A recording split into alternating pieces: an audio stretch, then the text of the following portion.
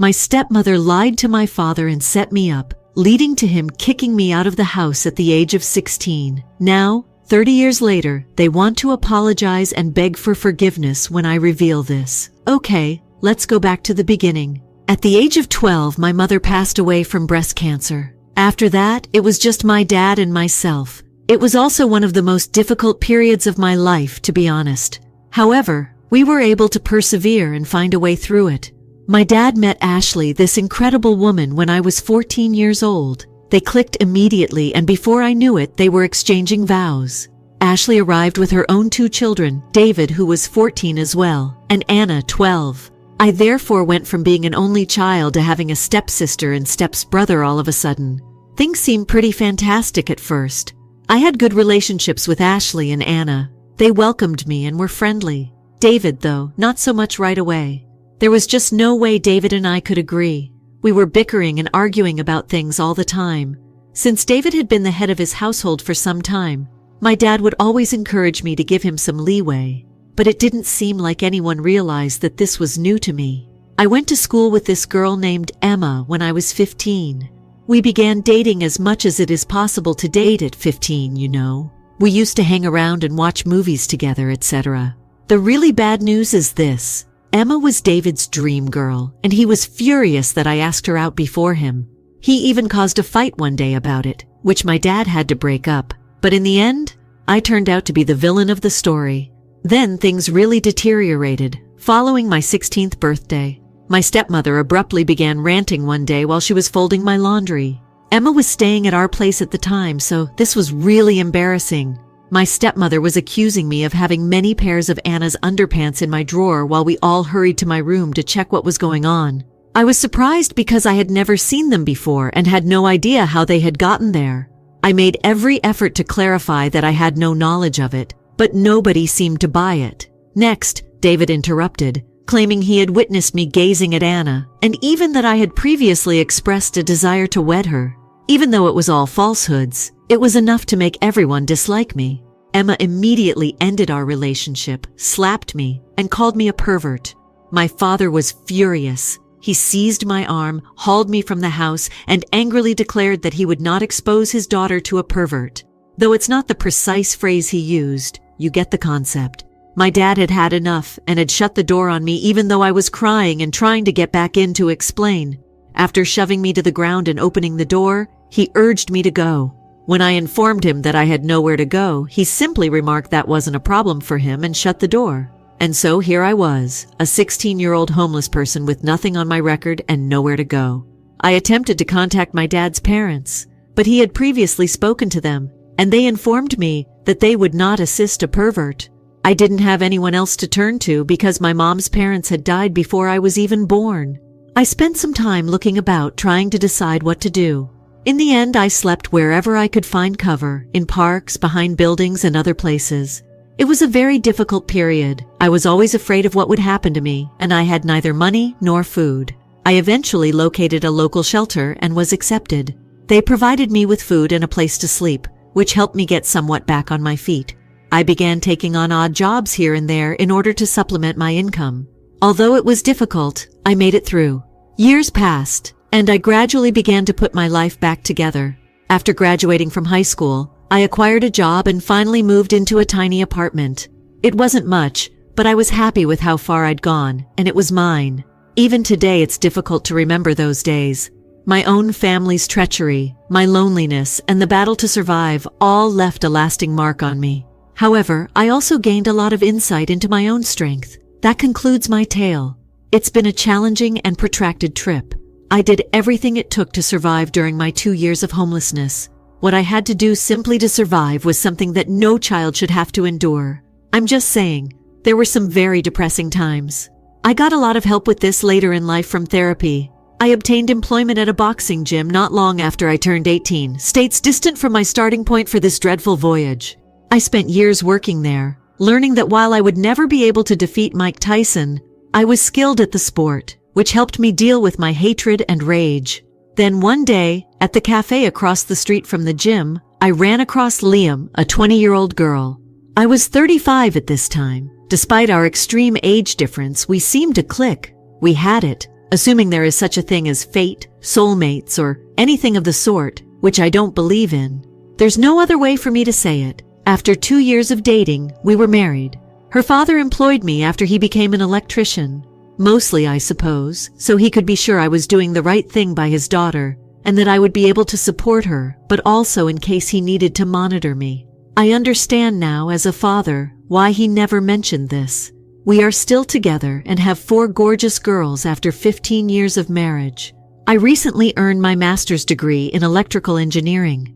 I'm grateful to my wife for pressuring me to earn my GED. Through it all, she has been my pillar of support, my cheerleader, and my source of love and gratitude. I can never express enough how much she has transformed my life. I apologize for the digression. My stepsister sent me an email just this past weekend. I'm not sure how she obtained my email address, but I am aware that using the internet is simple, as if I have been in hiding. It's worth noting that I'm almost 53 years old and haven't heard from any of them in over 30 years. The email was lengthy. I won't give you everything, but this is the gist of it. They are now aware of the actual events. I suppose David was too busy drinking on Friday with his friends when my name happened to come up. I suppose David started boasting about how he had taken my girl and set me up. Yes, Emma and David started dating, married a long time ago. They were all giggling and wished for my demise on the streets. A lot of nasty and disgusting stuff. I guess he forgot Emma was there, listening to everything. To let her know, she then gave my stepsister a call. Anna consequently searched for me all weekend long. The email was lengthy, as I mentioned. To put it briefly, it is. Despite having apologized several times in the email, they still want to make up for lost time and offer a face-to-face apology. I don't feel bad for her though, so I'm not opposed to the concept.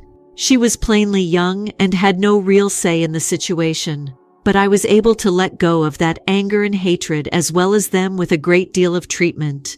I don't really need them because I have so much affection from my wife, kids, and in-laws. Regarding the notion of simply leading the email and pretending nothing occurred, my spouse believes that I ought to at least reply, even if it's only with a snide thank you for finally believing me. It took just more than 30 years. Did I mention that my wife treats her like a petty, cruel girl? She's amazing, LOL. Not requesting guidance. I simply wanted to tell my tale. I have a boxing phrase on my wall that serves as a daily reminder to me that it is tragic to witness a man defeat himself, not by a stronger man. Revised. 5,253 is being pushed. Since it seems that people are fixated on my age, you see, if it's not flawless, then that's it for you. First update. I would like to thank everyone for their advice and kind words.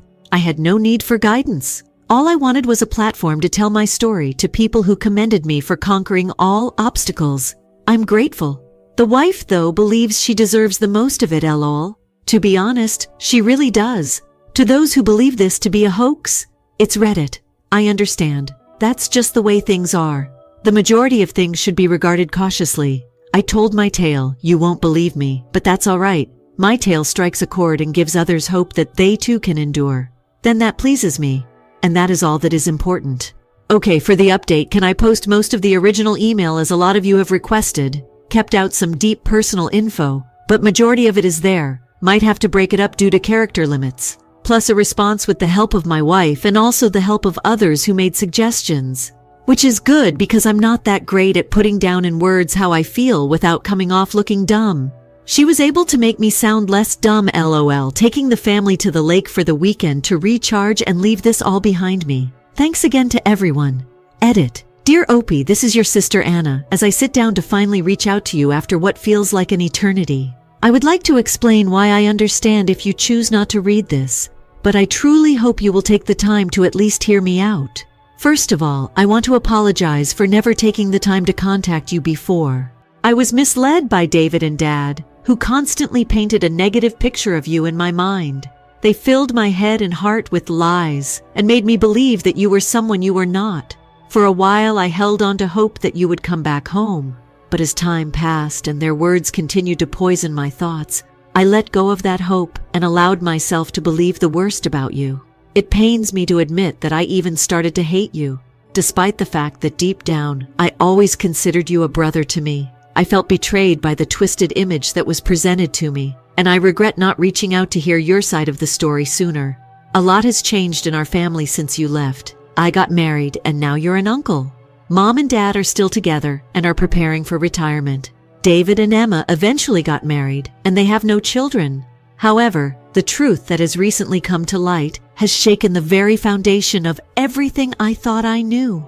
On Friday, Emma overheard David boasting about how he orchestrated the setup against you, how he manipulated the situation to make you look bad, and how he convinced us to turn against you to his friends as they all got drunk. They laughed about the pain he caused you and the lies he spread, all while belittling you in the cruelest and meanest ways possible, saying things like they hope you died in the streets. Emma couldn't keep this to herself, and when she confided in me, my world came crashing down. To think that I could have been so wrong about you for all these years is a heavy burden to bear. I can't begin to express how deeply sorry I am, as is Emma. We both realize now the extent of the manipulation and deceit that was carried out against you, and we are devastated by this fact. After sharing this revelation with Mom and Dad, Dad started crying, like really crying. I'd never seen him cry before. I believe it because he has been carrying around a lot of guilt all these years. Obviously, now knowing the truth, he is now having to deal with the consequences of his actions. However, after several hours of talking, we all came to the conclusion that we needed to find you and make amends. I have spent hours trying to locate you in the hopes that I could reach out and extend a heartfelt apology for the years of misunderstanding and mistreatment and hurt. I know that words can never undo the damage that has been done to you, but I sincerely hope that you can find it in your heart to forgive us. We long to make amends, to start anew, and to maybe even make up for lost time. Please know that I am truly sorry for the pain and hurt that you have endured because of our ignorance and blindness. I hope that someday we can meet in person, so that I can look you in the eye and express my remorse face to face. I can only hope that you will consider giving us a chance to right the wrongs of the past and to heal the wounds that have been inflicted on you by us. With all my love and sincerest apologies, your sister Anna. Dear Anna, I appreciate your taking the time to reach out to me, but I must be honest with you. The years of pain and hurt caused by the lies and manipulation by David and the betrayal by Dad have left deep scars that will never be truly healed. While I understand that you are now aware of the truth and are genuinely sorry for what has transpired, I find it difficult to simply forgive and forget the betrayal and abandonment I experienced at the hands of my own family have left me with a sense of distrust and resentment that can never be overcome. The damage that has been done has impacted me in ways that you may never, ever fully and truly understand, and the idea of trying to reconcile now feels like an insurmountable task. I have spent years in therapy trying to come to terms with the pain and deep trauma I endured, and I have worked hard to build a wonderful life for myself that does not rely on the presence or approval of those who turned their backs on me. While I am grateful for the apology and the newfound awareness of the truth, I do not feel compelled to rekindle a relationship that was built on lies, deception, and betrayal, especially after all these years. I have found peace and closure and distancing myself from those who caused me harm, and I do not see the need to reopen old wounds in the name of reconciliation. While I believe in the power of forgiveness, that isn't something I can give. I wish you all the best in your life, I really do, but I must prioritize my emotional health and self-preservation above all else. I hope you can respect my decision and understand that the wounds of the past will take a lifetime to heal. I would appreciate if you pass this fact on to the others, and please don't reach out again. I must look to my future and not my past. Sincerely, OPI Update 2. Hey, read it. Strap in, folks, because I've got an update that's basically a season finale level twist in the saga of my life. Life's been throwing punches, and just when I thought I had my footing, the ground shifted again. Big time. Let's break it all down, and trust me, you might want to grab a coffee because this is a long one. First things first, I got a call last week that stopped me in my tracks. A hospital call about my dad. He's seriously ill, and the physicians were talking in terms of not much time left. That news alone was a lot to stomach, but life had more in store. Almost simultaneously, I learned out that my stepbrother David had been shunned by my dad. Yes, the story thickens. Apparently, after years of terrible decisions and rising behavior, my dad reached his breaking point. But here's where it gets even juicier. Emma. Remember her? The girl both David and I dated way back when? Well, she left him, and she didn't just walk away quietly. She dropped some truth on her way out that have significantly rattled the foundations of what I thought I understood.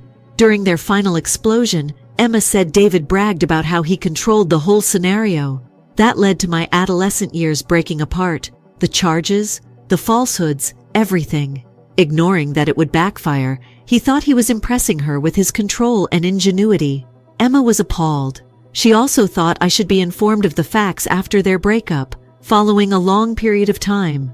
There I was, managing my father's illness and learning that my life had been flipped upside down years before due to a devious power struggle by David. It was simultaneously vindictive and aggravating. The suffering, the hardships, the years lost due to small-minded jealousy and deception. Even with everything going through my mind, I still had to confront the fact that I would be seeing my dad, possibly for the final time. I struggled with a whirlwind of feelings. Anger was painful, a strange sense of obligation and, well, love. It's not simple. I chose to visit him. Perhaps, just maybe, there was a part of me that required to know if our relationship could still be saved. I needed closure. It seemed strange to sit near his hospital bed. Compared to the strong figure from my childhood, he appeared extremely weak. He expressed regret, genuinely expressed regret, claimed he was consumed with guilt since he had discovered all of David's falsehoods too late. We had a lengthy conversation, weeping a little. It seemed like we were demolishing some enormous walls. It was real, even though it wasn't tidy or nice. An honest, excruciating step towards something that could resemble recovery following that hospital stay. I've been thinking a lot lately. How does one go about showing forgiveness? Is it even feasible? What about my other family members? There's a lot to sort through. Emma, it was important that you reached out and were sincere. And how has it changed? I see a lot of stuff. I'm having trouble deciding whether or not I want to get in touch with her or any other aspect of my history. Regarding my day-to-day activities, I've been making an effort to maintain a regular schedule that prioritizes work, my family, and self-care. But it's really hard. It resembles attempting to remain steady in quicksand. This is the point where I come back to you folks. How do you respond to facts that contradict all you thought you knew about your past? How would you handle the feelings associated with perhaps losing a parent? As complex as your partnership may be, any guidance on handling these intense, disorganized emotions would be greatly valued. I appreciate you letting me share all of this. Putting things in writing can help put things in perspective sometimes. I'll keep you informed as I make my way through these harsh seas. In the foreseeable future, let's hope for some peace or at least a bit less drama. 3 updates. Hello Reddit, I'm back with another update from my slice of life. And believe me when I tell that everything has been a complete blur. Right when I feel like I could be getting lucky, hold my beer, says life, and lobs me another curveball. So take a food and a comfortable chair, considering that this will be a lengthy one. First, let's tackle the heaviest portion. After my previous update, my dad passed away. His condition swiftly deteriorated and he passed away shortly after. Overwhelming grief, relief, unresolved anger, and an odd sensation of liberation have all been mixed together in an emotional tangle. It's like trying to see a foot in front of you while walking through a fog. Only you can feel everything very strongly. There was something different about the funeral. It reunited me with relatives I hadn't seen in years. Every one of us has complex feelings regarding my dad. Sorrow, remorse, and the uneasy feeling of striking up a discussion with relatives who were virtually strangers permeated the air. Here we are at the wake. The sound of clinking coffee cups and soft murmurs gave way to unexpectedly moving chats. My stepsister Anna was the first person I spoke to, and she appeared to be as nervous as I was. We ultimately went outside to vent our emotions and anger about the previous years while standing beneath the dismal sky. It was similar to slashing a wound, grueling yet vital, and even restorative in certain ways.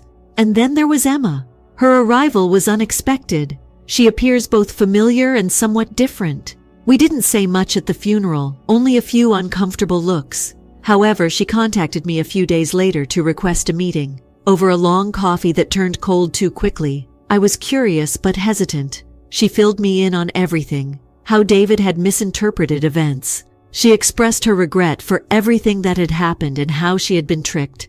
There was a lot to take in. We had a loose agreement when we separated to attempt to put our past behind us, but I'm still not sure what that means. These past few weeks have pushed me to face my sentiments toward forgiveness. Forgiving someone who is no longer with us is one thing, similar to my father. Forgiving people who are still alive and have the potential to harm you or seek for forgiveness is an abstract form of work. That's a very different matter. I had stopped journaling for years, but I've started again. I now do it every night as a method to reflect on the days, ideas, and events. Writing down your ideas might reveal a surprising amount about who you are. In the future, I'm cautiously hopeful. I've made the decision to start small in the hopes of mending my connection with Emma, and possibly even Anna. It is not about resuming our previous conversation. Perhaps something new could be built on the rubble of the past, but it's too much change for that. I'm also thinking about going to therapy seriously. I've come to the realization that certain wounds are simply too deep to heal naturally, and it might be necessary to seek professional assistance to navigate this emotional maze. Thus, here I am again requesting your wisdom. With those who have harmed you in the past, how can you regain their trust?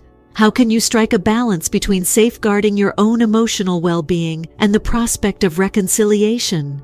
And how can you deal with the sadness that follows the loss of a person who brings you both love and pain? I appreciate your support along this journey, everyone. More than I can say, your words of support, counsel, and occasionally just the knowledge that someone is out there is listening have been invaluable. I'll provide updates while I make my way through these unknown waters. Hopefully the waves will get quieter soon. For Hey Reddit, an update I'm returning to take you on yet another in-depth look at my ongoing life story. There have been many highs and lows on my trip, and your support has been crucial in getting me through them. Thus, gather your preferred munchies and a cozy blanket, and take a seat as there are numerous things to sort over today. Life has been quite the roller coaster since Dad passed away. Although it resolved some issues, it also revealed completely new relationships within the family, especially with Anna and Emma. Both of our relationships have changed in unexpected ways, which has caused me to reflect on forgiving others, accepting myself, and moving on. Following our melancholy reunion at the funeral, Anna and I have been carefully making our way back into each other's lives. It began with hesitant texts and moved on to frequent phone conversations. We even managed a few in-person coffee dates, which gave us a fresh viewpoint and a sense of traveling back in time. These gatherings have been about sorting through the past, facing our memories, and talking about everything from everyday concerns to long-standing family matters. It has been excruciating and healing at the same time, removing decades' worth of accumulated hurt and misunderstanding. After I was expelled, Anna talked more about her own experiences in the family, how things weren't always as ideal as they seemed, and how she dealt with her own problems involving David and our father. I now see our common past through a different lens after hearing her side of the tale, which has been eye-opening. Emma's outreach surprised me and took me off guard. I received a long, passionate message from her after our unpleasant conversation at the funeral, asking if we could get together and chat. I concurred, although with certain caveats. We had our meeting in a calm cafe. It felt like a neutral setting for this kind of talk. It felt strange to be seated across from Emma after all these years. She expressed her sincere regret for contributing to the miscommunications and the resulting suffering. She described how David had taken advantage of her. I had no idea we were playing this game until her vulnerability was taken advantage of. Even so, I valued her candor. Her forgiveness wasn't easy to give. Intellectual comprehension is one thing, but emotional reconciliation is quite another. Our talk did, however, result in some peace. It assisted me in closing a chapter that was unfinished and full of hypothetical scenarios. We parted ways knowing that although we couldn't undo the past, accepting it would allow us both to move on and heal. Personally, I've begun seeing to a therapist to work through my emotions in response to all of these changes. The sessions have been really beneficial in that they have given me the tools I need to manage complicated family dynamics, process loss, and create a healing path. My exploration of my own needs and boundaries has also been aided by therapy, helping me to be true to who I am while reconnecting with these aspects of my history. I'm cautiously enthusiastic about the future. I'm discovering that even with the most shattered foundations, relationships may be repaired with a lot of effort, time, and understanding. I know very well that I must safeguard my emotional health as I work to mend these bridges as I continue on my path toward healing and reconciliation. What advice would you give me on handling difficult family dynamics? How can you keep boundaries intact while allowing past hurts to surface? How can you make sure that your well-being is not jeopardized when you forgive? Once again, I appreciate all of your help. Your guidance and generosity have been a lighthouse in some of my darkest moments.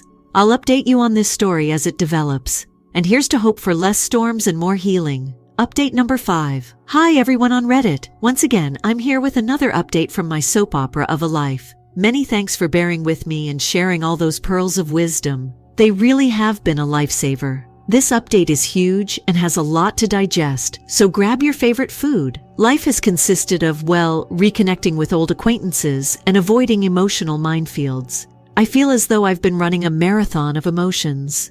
Let's explore this saga's most recent chapters. My friendship with Anna has developed into something unique. From carefully skirting each other to actually re-establishing the sibling bond we lost so many years ago, we've come a long way. It's been a journey, mainly positive but occasionally rough. We've been spending more time together and engaging in those lengthy, in-depth talks that are exclusive to folks who truly understand you. Who has recently fought beside you in the trenches? I was invited to Anna's family dinner, which she hosted. Yes, entering that home after all those years was like entering a time capsule. However, it felt more hospitable and different this time, as if I were starting a new chapter instead of reading through an old one. We shared stories and giggled, and for a few hours it seemed as though the past had only been a bad dream. In a manner I hadn't anticipated, it was healing. On to the more complicated parts now. Emma and I have been attempting to come to some kind of resolution or fresh start. But wow, this has been hard. Following our initial encouraging catch-up, it became a little rough. To attempt to untie some of the emotional knots from our past, we got together once more. To put it mildly, things didn't go as expected. It turns out that wounds from the past don't always heal properly and can even become itchy. All those unresolved emotions returned when we ended up revisiting some previous disagreements. It tasted a tad bitter and raw. We came to the conclusion that certain relationships could be better off abandoned altogether, or at the very least, they might require more time to mature. We're taking a vacation, allowing each other room to breathe and come to their own conclusions. Through it all, therapy has been my lifeline. Handling complicated family dynamics is one thing, but managing them while maintaining your own mental health is quite another. I've had amazing support from my therapist as I've explored my sentiments around transformation, forgiveness, and what it means to go on. The idea that healing doesn't always include returning to the past has been discussed a lot. Occasionally, it entails producing something fresh, ideally improved. This viewpoint has been incredibly helpful to me as I've tried to control my expectations and create relationships that are supportive and healthy rather than merely connected by a common history. What comes next then? I'm approaching things cautiously. I'm looking forward to a few new projects that could potentially be completed in the near future, as well as some prospective job offers. I'm also trying to live in the now, hanging around with positive folks, returning to my favorite pastimes and possibly, just possibly, going on dates once more. I hope to hear from all of you. When past relationships don't work out the way you had hoped, how do you handle it? When the past continues dragging you back, how do you keep going forward? I would greatly appreciate any advice on how to maintain the delicate balance between optimism and reality. Once again, I appreciate all of your love and help. You're not really aware of how much it helps. I'll update you as events develop. Who knows, perhaps there will be some positive news in the upcoming update. Let's hope for more calm sailing in the future. Salutations.